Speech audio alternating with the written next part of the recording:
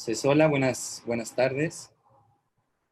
Yo soy Julio César Galindo, como dijo Efraín, estoy estudiando en el Instituto de Matemáticas. Digamos que algo relacionado con la geometría algebraica, de hecho, algo que tiene que ver con una intersección entre geometría algebraica, teoría de números y topología, teoría de homotopía. Entonces, bueno, mi tirada siempre ha sido como eh, entender la geometría algebraica, ¿no? Tratar de entender. La geometría algebraica es un tema complicado. Eh, en un principio, digamos, la escuela italiana, eh, por ahí del siglo XIX, XVIII-XIX, empezó a estudiar ceros de polinomios. Y bueno, hay toda una estructura algebraica que tiene que ver con los ceros de polinomios, o ceros de una familia de polinomios, una familia finita. Y bueno, se hacía así la geometría algebraica. Y bueno, entonces en esta charla, eh, el punto es tratar de entender qué pasa con la geometría de los números. Entonces, esto es un punto de vista más o menos moderno, digamos del siglo XX. Ahorita voy a platicar un poco de la historia, de cómo surgió esta geometría sobre los enteros y por qué es importante hoy en día. ¿Va? Entonces, voy a empezar con una pequeña gráfica. Ajá. Entonces, a ver, lo que platicaba Efraín en un principio, ¿no? La idea de esta serie de charlas, en un principio yo la quería hacer como en otro tenor, y me enteré que Adrián Centeno, que es, digamos, el experto de perfectoides aquí en México, va a dar una plática sobre perfectoides. Entonces dije, pues bueno, podemos enlazar lo que tengo que decir con lo que vas a decir. Entonces, la pregunta, digamos, que surge desde hace 5 años para acá, o sea, es una pregunta muy reciente, es ¿qué es un perfectoide? Es algo que inventó un matemático alemán que se llama Peter Scholze, que ha estado en boca de todo mundo. Cada vez que saca un material, todas las escuelas, digamos, de matemáticos poderosos se dedican a estudiarlo. Recientemente ganó la medalla Fields por sus trabajos más que en la teoría de perfectoides, en la cohomología de variedades digamos, sí, grosso modo, de variedades de Shimura, contorsión. Y bueno, digamos, su herramienta técnica es lo que él nombró como espacio perfectoide. Entonces, en estas 3 pláticas no voy a decir qué es un perfectoide, eso se lo voy a dejar a Adrián, pero un poquito contestando la pregunta también que se hace en este coloquio en particular, ¿qué se necesita para entender un perfectoide? Bueno, si ven aquí hay una gráfica donde hay cúmulos. Aquí en verde están los números naturales, la estructura de los números naturales. Están los grupos, toda la teoría que tiene que ver con los grupos. La teoría de evaluaciones, que también es algo importante, que se le asocia a ciertos anillos, digamos anillos anillos más valuaciones, va a formar una estructura topológica, y eso tiene que ver con algo que se llaman espacios ádicos, que es una generalización de una geometría no euclidiana, ¿no? Una generalización de geometría rígida. Está la teoría de gavillas, que es más por el lado categórico. Están los espacios uniformes, que aquí ya se puede, aquí se puede ver, bueno, aquí están como en solitario estos granitos, ¿no? Y cada uno con un color. Está la teoría de filtros, la teoría de latices, conjuntos finitos, y aquí en medio está la teoría de anillos, que digamos que es lo que la teoría de anillos o teoría de grupos corresponde a veces a un curso de álgebra abstracta o álgebra moderna, 1 y 2. Aquí está la álgebra topológica, que bueno, es darle estructura es más o menos lo que vamos a encerrar aquí. Nosotros vamos a estar situados como por aquí, como por esta parte, como, bueno, aquí en los espacios sádicos no, pero como por esta parte, la parte de gavillas, de espacios topológicos, álgebra topológica, anillos, un poquito de grupos. Entonces, el punto es que para definir un perfectoide o dar una expresión o un teorema que tenga que ver con perfectoides, hay que utilizar al menos un granito de estos más de 3,000 granitos que hay. O intersecciones de estos granitos. ¿Sí? Entonces, digamos que todo esto en conjunto, si nosotros sabemos todo esto en conjunto, podemos decir, al menos en manera informal o manera, digamos, naif, que es un espacio perfectoide. Entonces, nosotros estamos en el espacio perfectoide es esto que está aquí, como este diamantito que está aquí en la parte de espacios sádicos. Esto es lo que correspondería a la definición de un espacio perfectoide. Entonces, un espacio perfectoide está como por aquí y, bueno, está granulado por varias cosas, ¿no? Entonces, es una unión de distintos tipos de matemáticas que, a final de cuentas, lo que Scholze ahorita le está tirando es hacia las conjeturas de Langlands, sobre todo las conjeturas de reciprocidad de Langlands. Entonces, yo supongo que Adrián nos va a hablar un poquito más de eso. Entonces, yo me quedo hasta aquí. Digamos que lo que quiero con esta primera figurita es, estamos digamos, en el primer cuarto de siglo, y nos estamos planteando una pregunta sobre una estructura algebraica, topológica, y estamos en una situación parecida a lo que existía a finales de la primera mitad del siglo XX. Y la pregunta era, ¿qué es un esquema? ¿No? Entonces, esa era la pregunta que empezó a surgir, sobre todo en los trabajos de Grothendieck. Ahorita voy a hablar un poquito más de Grothendieck.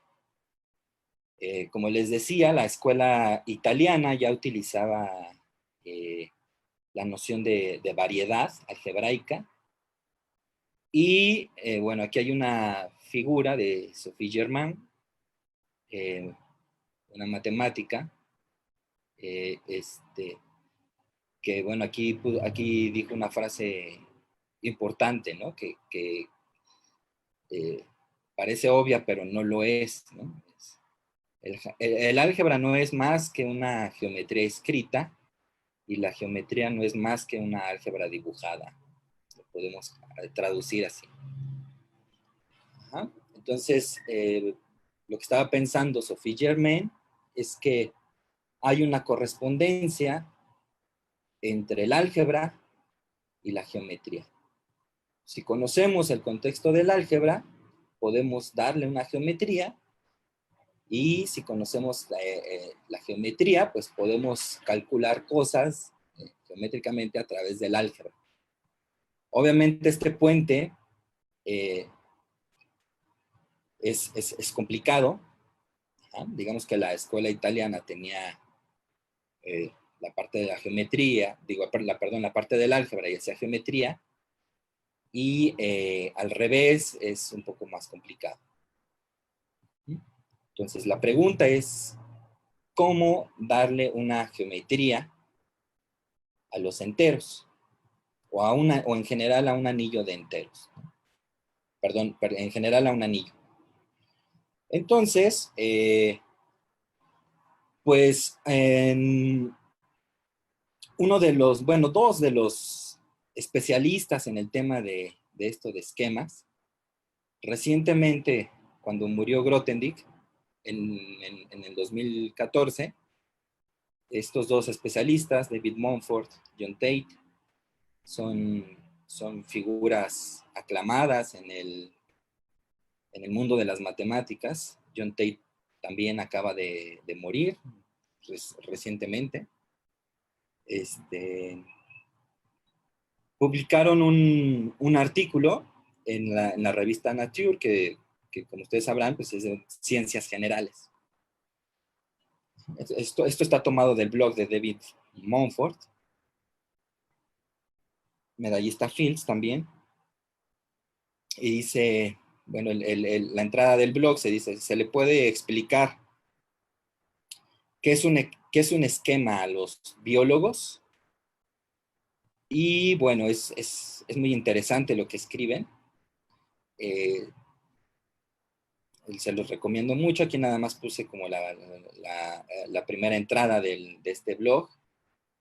Y bueno, Montfort y Tate, que conocieron a Grothendieck de primera mano, hablan un poquito sobre la historia de la geometría algebraica, de la teoría de números, qué es lo que quería hacer Grothendieck. Hablan un poquito también sobre Grothendieck, que fue una figura interesante como persona y como matemático impresionante, ¿no? También medallista Fields. Entonces les recomiendo mucho esta entrada del blog de David Montfort. Grothendieck, pues fue lo que ahora ya no tiene como mucho sentido el adjetivo, pero en su época fue un revolucionario. Ajá. Aquí vemos fotos de Grothendieck en Vietnam. Un día, bueno, lo explica mejor en palabras, en esta entrada en este blog, lo explican mejor. Él estaba trabajando en el Instituto de Altos Estudios Superiores, en el IHES en Francia, en el Instituto de Altos Estudios Científicos. Y bueno, lo que quería hacer Grothendieck en primer lugar era tratar de cambiar al mundo. Él tenía la intención y tenía toda la disposición de cambiar al mundo. Efectivamente lo hizo en el mundo de las matemáticas. Desafortunadamente no pudo hacerlo hasta cierto punto en la onda humanitaria. De repente él se mete a una campaña donde él lideraba una campaña que es político-ecológica, que se llamaba Surviv, que es como sobrevivir. Nunca dejó de hacer matemáticas, se fue a recorrer el mundo, sobre todo el mundo atacado, ¿no? Él era un ferviente opositor a la guerra de Vietnam. Y aquí, por ejemplo, Grothendieck fue prisionero de guerra. Como les dije, fue un oponente estricto a la intervención de los Estados Unidos en Vietnam. Y fue a visitar Vietnam en 1967. Fue 3 semanas. Él describió el efecto que tuvo este viaje para él. Obviamente, tras los ataques de Estados Unidos, muchos profesores de matemáticas fueron asesinados, y él regresa a Vietnam a dar clase. Y estas son estas fotos. Y no nada más a dar clase, doctora a dos personas de Vietnam, y Vietnam ahora es una escuela fuerte en cuestiones matemáticas, ¿no? Ya hay por ahí un medallista Fields también, que tiene que ver con todo este cúmulo que les presenté al principio, ¿no? De las conjeturas de Langlands. Entonces, de hecho, aquí en México hay un investigador que es de descendencia que proviene de Grothendieck. Y bueno, vietnamita, ¿no? Ok. Entonces aquí lo que cabe resaltar en este blog es que, bueno, esto ya son palabras de David Mumford y John Tate. Es que, pues bueno, formuló visiones notables y estructuras profundas que conectan el álgebra y la geometría, ¿no? Digamos, la visión de Sophie Germain. Y un ejemplo claro de dónde está escondida toda esta estructura de la geometría y el álgebra, está en un grupo simétrico. De hecho, es simétrico, digamos, tiene alta simetría, que configura a todos los números algebraicos. Es decir, hay un grupo que configura o realiza a toda la teoría de números. Y es el grupo de Galois absoluto. Ajá. Entonces, este es el grupo de Galois. Tomamos aquí los racionales. Tomamos la cerradura algebraica. Cerramos a los racionales. Y tomamos el grupo de Galois sobre este campo, que digamos tiene la cardinalidad de los complejos, sobre los racionales. Entonces, este grupo de Galois es altamente simétrico, y bueno, aquí está escondida toda la teoría de números, al menos conjeturalmente. Eso fue algo que formuló, y fue una de las visiones de este matemático revolucionario Grothendieck. Ok. Ahora, bueno, él se retira de las matemáticas, Grothendieck se retira de las matemáticas, y bueno, digamos, formalmente renuncia a su puesto, se va a una cabaña, y obviamente siguió haciendo matemáticas, ¿no? Ese tipo de mentes no dejan de hacer matemáticas nunca. Y bueno, aquí está parte de los escritos que dejó. Hay gente que le ha entrado a los escritos, todavía no hay algo claro de qué significan, ¿no? Por ejemplo, aquí podemos ver un cubo, que a su vez tiene de que solo tiene cubos. Obviamente aquí estaba hablando de flechas, de categorías, de funtores, etcétera, etcétera. Pero también tiene dibujos sobre mecánica celeste. Creo que no puse ninguno de estos. Entonces también estaba interesado al final de su vida sobre mecánica celeste. Y también se ha encontrado mucho sobre su admiración a Quillen, otro matemático ganador de la medalla Fields, también importante. Hay aquí escritos hacia Quillen y hacia la forma en que muere Quillen. Y bueno, esto es todo un tratado, ¿no? Puede ser trabajo de una vida o de varias vidas, tratar de entender estos últimos trabajos de Grothendieck, ¿no? Se estima que son más de 20,000 páginas. Entonces ese fue Grothendieck, digamos que pueden leer más sobre Grothendieck en las mismas palabras de Devin Mumford y John Tate. Ok. Entonces, pues, el nombre de esquema tal vez no logre captar o hacerles llegar, hacerles entender que es un esquema, porque eso sería bastante complejo. Pero podemos dar algunos ejemplos de esquemas. Un esquema, que fue un nombre utilizado por primera vez en el seminario Chevalet, 1956.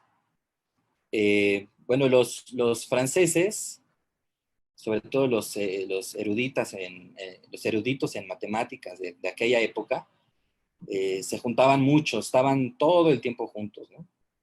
Ahorita les voy a enseñar una figura, a ver si me acuerdo de los nombres de las personalidades que están ahí. Entonces Chevalet crea un seminario, estaba el seminario Bourbaki también, era la escuela bourbaquista.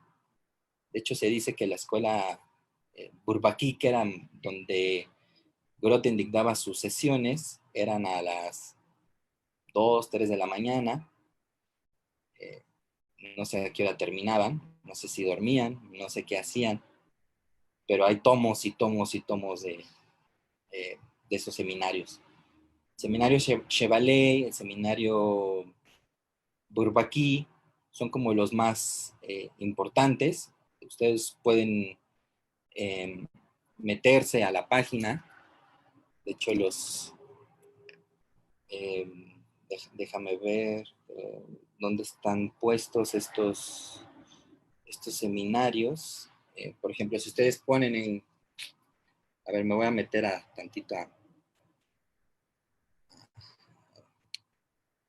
buscarle aquí en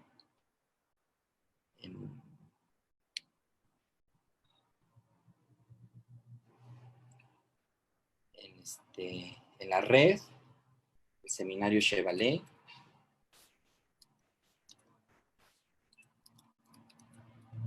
Hay una fundación que se llama NUMDAM, donde pueden encontrar las primeras ediciones bueno, los primeros 4 tomos de este seminario, y de hecho aquí en esta página también se encuentran los Bourbaki, los seminarios Bourbaki. Básicamente, si le echan un entrón aquí a esta página, pueden conocer muchas matemáticas, ¿no? Hay 68 publicaciones de Jean-Pierre Serre, Bourbaquista también, de Pierre Cartier, Bourbaquista, de Grothendieck, de Malgrange, Bourbaquista también, de Deligne, de Cartan, también estaba el seminario Cartan. Entonces, esto es un tesoro que nos da el Internet, ¿no? Está el seminario Grothendieck, el seminario Bourbaki, el seminario Brelot-Choquet-Denis de teoría de potencial, está el seminario de probabilidad de Estrasburgo. Entonces, esto es un tesoro que nos da Internet, ¿no? Entonces, vayan a este portal y rásquenle a ver todo lo que puedan. Ajá, entonces, eso fue utilizado por primera vez, de hecho, en el tomo 1 del seminario Chevalet. Es un esquema, lo podemos decir así rápidamente, es una estructura matemática que generaliza la noción de variedad algebraica, ¿no? Lo que ya estaba trabajando la escuela italiana, y permite definir variedades definidas sobre cualquier anillo conmutativo. Ajá. Entonces, un esquema generaliza, o bueno, más bien un esquema se especializa hacia las variedades algebraicas y hacia variedades que están definidas sobre un anillo conmutativo. Cuando voy, en todo esto en toda esta charla, en todas las charlas que vienen, y en la charla de Adrián, cuando decimos anillo, vamos a querer decir anillo conmutativo con unidad, ¿no? Con un 1. Por ejemplo, las curvas de Fermat están definidas sobre los enteros. Entonces, esto fue una gran visión, por ejemplo, para probar en una primera instancia las conjeturas de Weil. Ajá. La idea original de Grothendieck era demostrar un paquete de conjeturas conocidas como las conjeturas de Weil.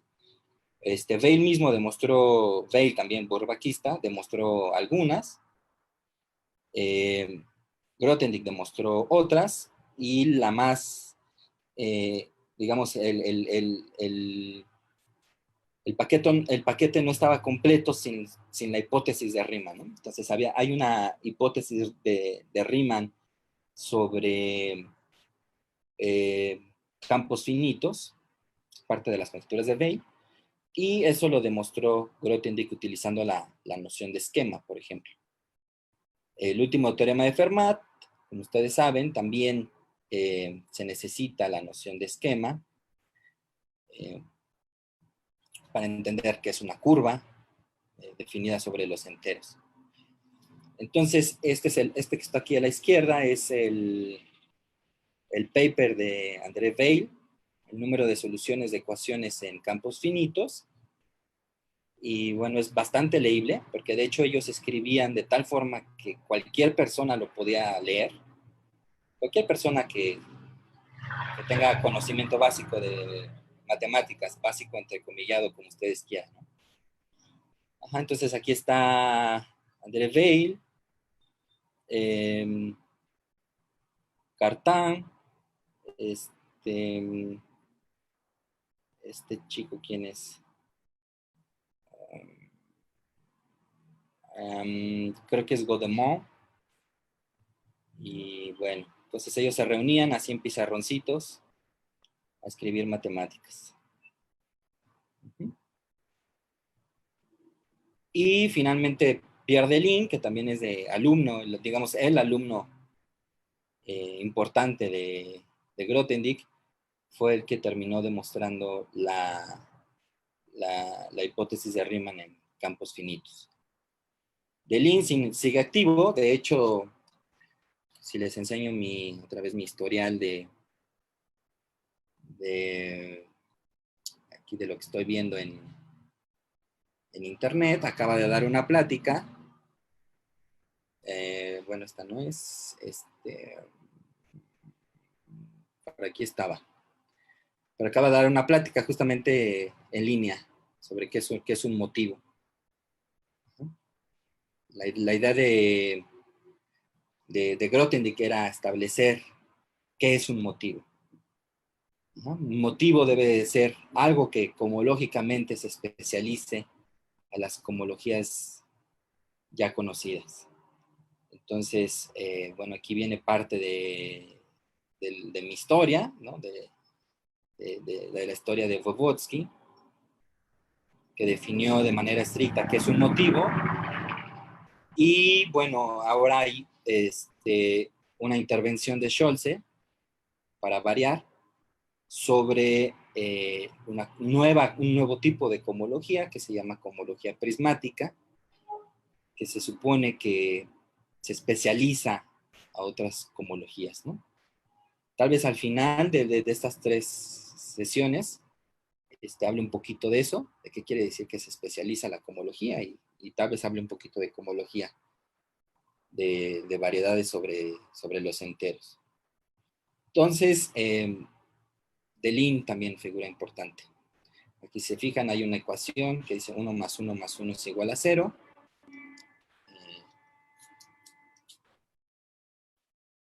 No se le queden viendo feo, tiene razón. Esto es una plática que dio en Harvard, creo. Obviamente está hablando en algo que tiene que ver módulo 3, ¿no? Ok. Bien. Entonces, lo que voy a hacer, voy a ir un poco contra la intuición, es definirles qué es un esquema, así en toda su generalidad, y después ir viendo poco a poquito todas las componentes que se requiere para entender un esquema. Ajá. Entonces, para decir que es un esquema se necesita decir antes que es un esquema afín. Entonces un esquema afín es algo, es un espacio localmente anillado. Todo esto, o sea, mi intención es que entiendan esta definición en estas 3 sesiones. Es un espacio localmente anillado que es isomorfo al espectro de un anillo conmutativo.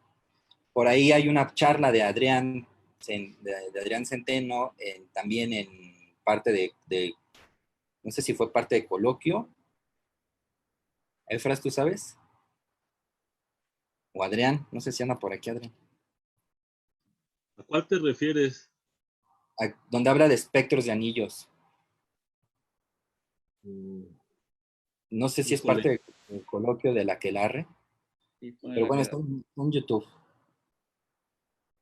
No recuerdo, pero si quieres buscamos y ponemos la liga ahí en los Sí, comentarios. porfa, ¿no? Vale. Porque me voy a basar mucho en esas pláticas. Bueno, hay una plática de Adrián sobre que habla de espectros de anillos, ¿no? Da la definición de espectro, aquí lo vamos a hacer también. Entonces, eso es un esquema afín. Digamos que un esquema afín es un anillo. Y un esquema es un espacio localmente anillado, como acá arriba, X, que admite una cubierta por conjuntos abiertos, tal que cada uno de estos abiertos es un esquema afín. Entonces, un esquema no es más que una recolección de conjuntos abiertos. Obviamente hay que dar la definición o la convención de qué estoy diciendo por abierto aquí. Por abierto o por cerrado, eso es parte de la plática y tiene que ver con la topología de Zariski. Entonces, un esquema viene dado por, básicamente es un espacio topológico que está cubierto por abiertos, que son anillos, y que viene con una estructura, que se llama gavilla. Es una gavilla, también voy a decir qué es. Una gavilla básicamente es un morfismo que toma un subconjunto abierto y lo evalúa en un anillo. Ajá. Este anillo, ahora se va a llamar el anillo de funciones regulares sobre el abierto. Entonces, esto es la definición de un esquema. Lo que voy a intentar hacer es que se entienda lo mejor posible esta definición. Y mi ejemplo, el ejemplo clave que voy a estar usando va a ser al anillo de enteros. Por ahí también ya ha dado plática Rogelio, creo que eso sí fue en el coloquio, Efras, sobre también la teoría de esquemas y qué tiene que ver con la teoría de números. Él se fija más en la parte de anillos de polinomios. Y si mal no recuerdo, también hay una de Pedro. ¿Estoy mal, Efras, o sí estoy bien? ¿De cuál Pedro? Ahora sí no sé de qué Pedro. Bueno. Pedro, el ángel. Ah, ok. Sí, Pedro dio una en el coloquio. Ajá, entonces a ver si la puedes colgar también, ¿no? Va, ahorita estoy buscándolas y las voy colgando aquí en el chat por si quieren verlas. Vale. Ok, entonces, bueno, ya hay varias pláticas de geometría algebraica. Espero que esta sea algo distinto. Va a ser una visión distinta a esas pláticas, que sin embargo complementan esas pláticas que ya he mencionado, esas tres charlas, de tanto la de Adrián, como la de Rogelio, como la de Pedro Luis. ¿Vale? Entonces, ¿qué es esto de anillo de enteros? Bueno, ustedes saben qué son los enteros en álgebra superior.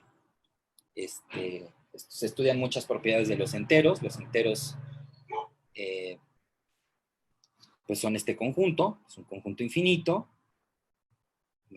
aquí lo parto desde menos 3, menos 2, menos 1, 0, 1, 2, 3, y sigue su parte negativa. Este es el conjunto de los números enteros. Y tiene varias propiedades muy bonitas y muy importantes del anillo de enteros. Entonces, primero, tiene una estructura de anillo conmutativo con 1, es decir, es un grupo abeliano con una multiplicación y una suma. Entonces es un anillo conmutativo, es abeliano, es un dominio entero,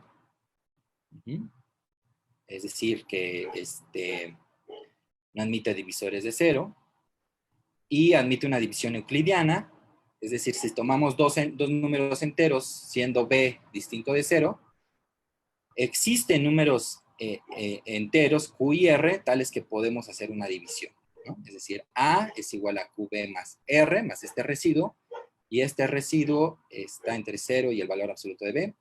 Entonces esto nos permite hacer divisiones.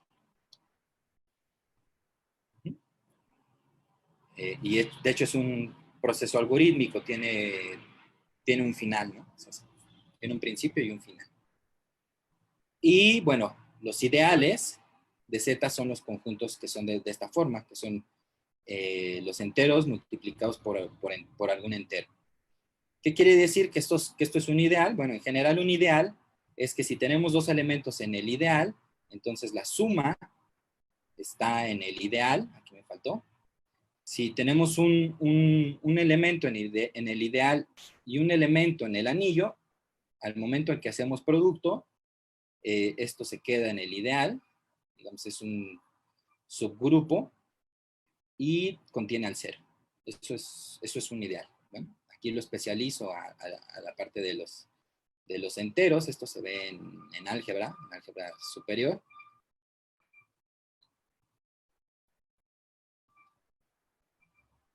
Y además es un dominio de factorización única.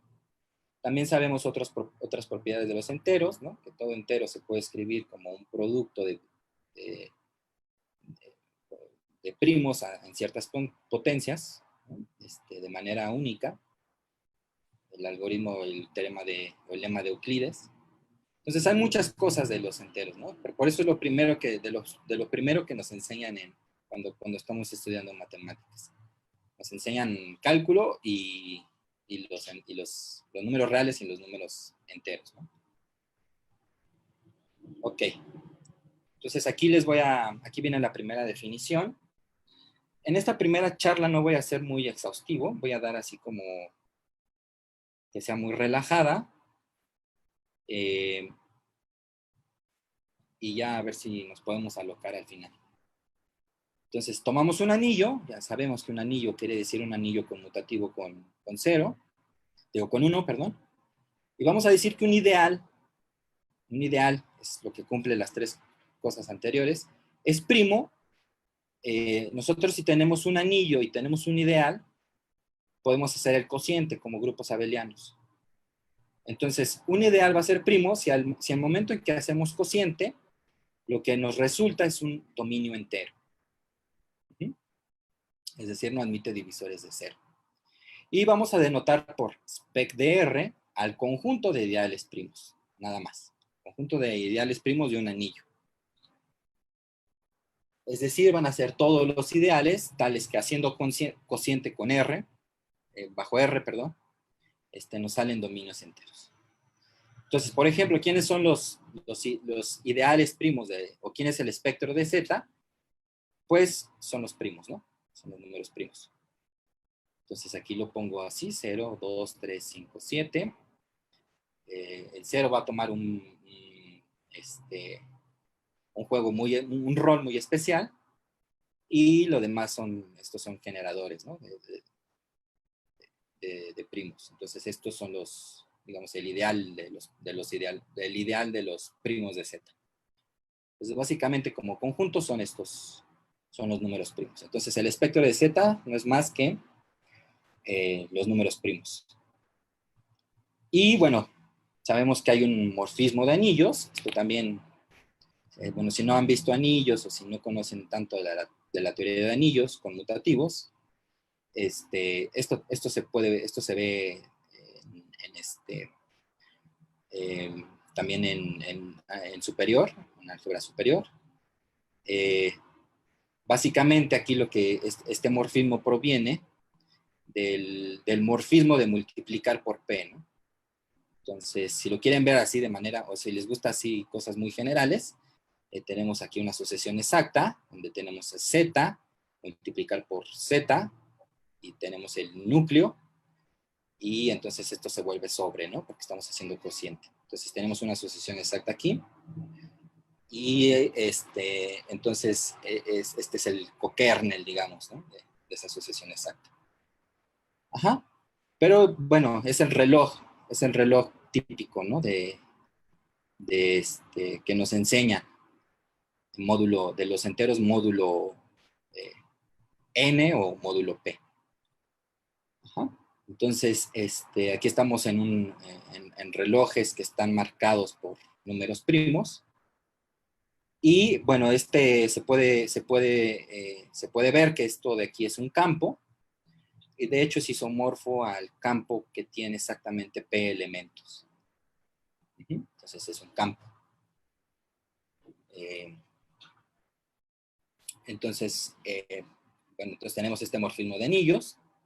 Ahorita lo vamos a renombrar siguiendo esta convención. Entonces, a los elementos de Z, a cada entero, los vamos a llamar funciones. Los vamos a llamar funciones sobre spec de Z.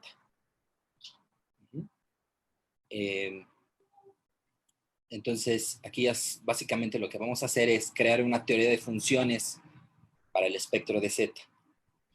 Y su valor en el punto, ¿no? Los puntos en spec de Z los vamos a denotar así, entre corchetes, que ya sabemos que son ideales primos. Va a ser su valor de esta función en este punto, va a ser lo que resulte de calcular este punto a módulo P. Ajá. Entonces, esto es extraño porque tomar tales nombres debido a que una función puede tomar valores en diferentes anillos, en diferentes puntos. Entonces, esto de función como que está un poco extraño. Vamos a ver un ejemplo. Tenemos la función 5 sobre spec de Z. ¿Sí? Es un primo, entonces está definido sobre spec de Z. 5 toma valor 1 módulo 2 en el punto 2, ¿no? Entonces aquí está el punto, en el punto 2, es decir, si hacemos, básicamente lo que estamos haciendo es congruencias, ¿no? 5 es congruente con 1 módulo 2. Nada más que este punto de vista ya es funcional, ¿no? Funcional. Entonces 5 toma el valor 1, módulo 2 en el punto 2, y 5 también toma el valor 2, módulo 3 en el punto 3. Entonces, un mismo punto toma dos valores distintos en distintos anillos. Pero bueno, eso lo vamos a rescatar después. Y bueno, aquí una nota importante es que el morfismo que definíamos, digamos el morfismo de reducción, le vamos a llamar, se puede leer como sigue. Si añades o multiplicas dos funciones, añades o multiplicas sus valores en todo punto. Eso quiere decir que es un morfismo de anillos. ¿Sí? Entonces, un morfismo de anillos es que preserva la estructura de anillo y preserva el 1. Entonces, si añadimos o multiplicamos dos funciones, añadimos o multiplicamos sus valores en todo punto. Ajá. Y bueno, vamos a ver algunos ejemplos fáciles. Si quieren, háganlo de tarea esto. No va a ser tan importante. Si K es un campo, por ejemplo, el campo con P elementos, o Z módulo P, ¿cuál es el conjunto de ideales primos? Pues Z módulo, un campo, ¿cuántos primos tiene? A ver, no sé si alguien me puede contestar. Por ejemplo, los racionales son un campo.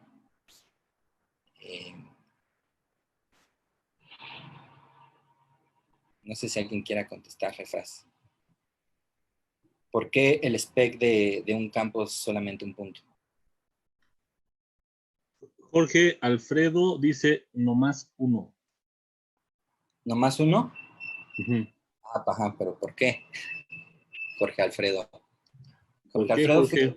También pueden usar su micrófono, ¿eh? No tengan miedo y hablen para que sea Sí, más claro, pueden interactivo. utilizar su micrófono, me pueden interrumpir, o si tienen algún comentario, todo lo que quieran decir, aquí está abierto, ¿eh? Entre mejores discusiones tengamos, mejor nos va a ir en este entendimiento. Entonces, no sé, a ver, ¿alguien quiere experimentar y decir por qué el espectro de un campo es un punto?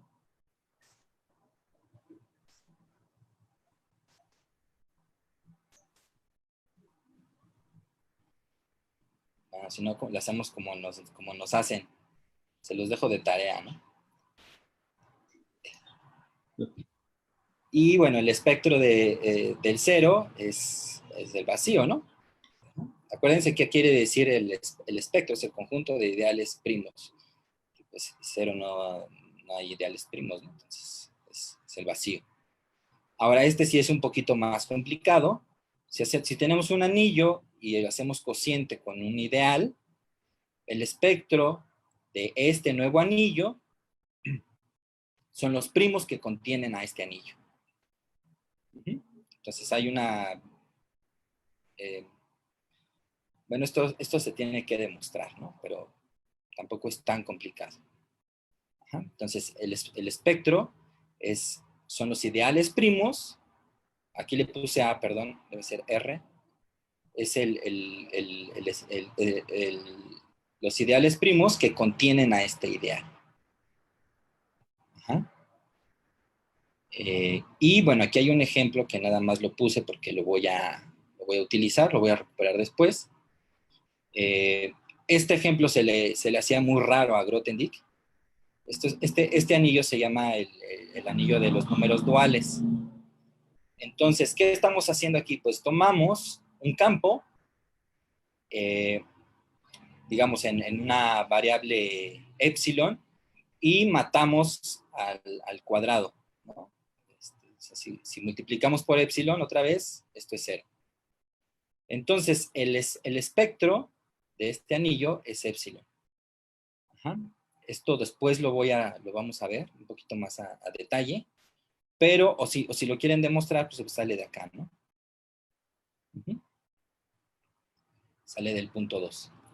Entonces, esto es lo que permite ver las cosas de manera infinitesimal. Digamos que esto es el cálculo infinitesimal que vamos a hacer aquí. Ajá. Entonces, una vez que ya tengamos todos nuestros elementos de un esquema y ya veamos a los enteros como un esquema, digamos, este espacio es el espacio donde donde se va a poder encontrar, en vez de encontrar soluciones enteras, encontrar las soluciones módulo un primo. Ajá. Entonces, ese es el espacio, muchas veces le llaman el espacio de levantamientos, o el espacio de deformaciones, tiene muchos nombres. Ajá. Esto después lo voy a decir un poquito más de esto. Pero digamos que es donde se puede hacer el cálculo infinitesimal de las funciones que están en los espectros. ¿Ok?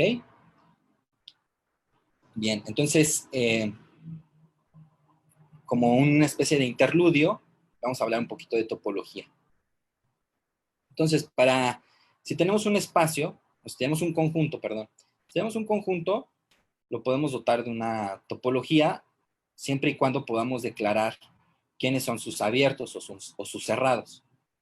Entonces, aquí vamos a tomar un subconjunto de este anillo y vamos a definir a este conjunto. BDS, que es el conjunto de puntos en el espectro, o sea, son el conjunto de ideales primos de R que contienen a S. Ajá. Entonces, a este conjunto le vamos a llamar, básicamente es el conjunto sobre el cual todos los elementos de S son 0. Es donde se anulan los elementos de S. Es el conjunto de ceros de S. Y vamos a declarar a tales conjuntos como los subconjuntos cerrados. Entonces, esto induce una topología. En la charla por eso me cuelgo mucho de la charla de Adrián. En la charla de Adrián, él ve que esto es una topología. Y se llama topología de Zariski. Entonces, por ejemplo, algo chistoso aquí que sucede es que en el caso de cuando tenemos a los enteros, spec de Z, la topología de Zariski es casi la topología cofinita. Es decir, que los conjuntos abiertos son el vacío y spec de Z, bueno, el vacío y spec de Z menos un número finito de primos. Entonces es casi la topología cofinita.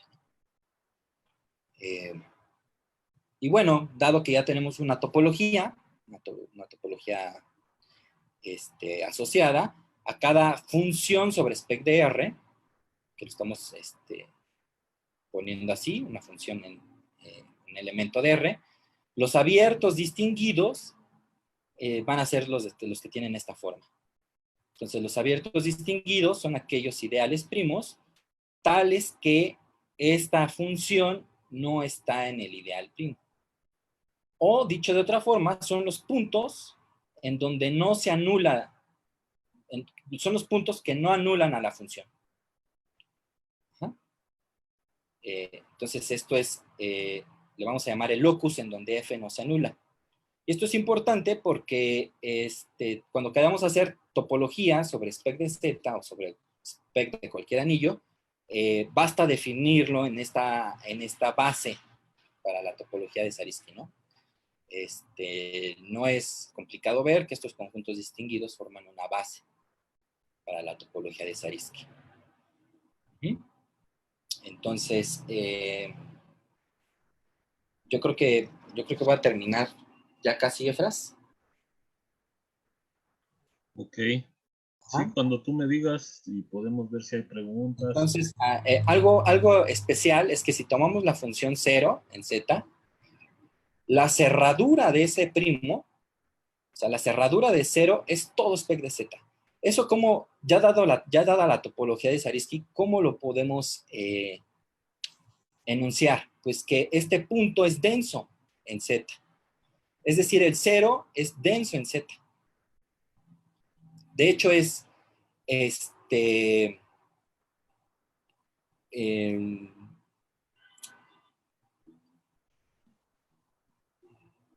se llama punto genérico. Entonces, esto es el punto, es denso. Entonces, aquí abajito aparece digamos, el esquema. Esto ya es vamos a llamarle ya el esquema afín spec de Z. Tiene esta forma. Entonces aquí tenemos puntos, que es el 2, el ideal 3, el 5, el 7, el 11, el 13, etc. Y aquí tenemos algo que no sabemos dónde está. Está por algún lado. Lo único que sabemos es que si lo cerramos, nos llena a todos los primos. Entonces, lo que sigue es estudiar otro anillo, que es el anillo de los gaussianos, que es ZI, y tratar de entender esta figurita. Entonces, lo que quiero ver es cuáles son los puntos de ramificación aquí. Va a haber puntos dobles, aquí hay un punto doble, aquí hay puntos de ramificación. Y, bueno, esto es un morfismo de esquemas afines. Y si le quitamos este punto de aquí, el punto 1 más i, o sea, si no nos fijamos si nos fijamos en los primos en los primos spec de Z que solamente que son impares, o sea, si quitamos al 2, para acabar pronto, este morfismo se va a llamar un morfismo etal. Entonces, eso también lo quiero ver. ¿Qué significa morfismo etal? Eso es como copiar un poco a la topología. Esto es un cubriente, no ramificado. Ajá. Entonces, bueno, esta fue como una primerita introducción a conceptos, es más de conceptos que otra cosa. Y la siguiente vez nos vamos a poner a jugar más con spec de Z, vamos a definir la gavilla asociada, ¿no? Todavía nos faltan algunas cositas, ¿no? De la definición de esquema. Nos falta ver qué es un espacio localmente anillado. Bueno, esto ya de los abiertos ya lo vimos, el espectro de R. Vamos a ver qué son gavillas y cómo son las secciones, los elementos de las gavillas. Es decir, el anillo de funciones regulares. Vamos a poder tomar aquí, por ejemplo, cocientes de enteros y ver qué significa que estén en el spec de Z, con algunos ejemplos básicos, con funciones racionales, con números racionales. Y después vamos a estudiar spec de ZI. Vamos a ver que esto tiene que ver con problemas de factorización o leyes de reciprocidad de Gauss.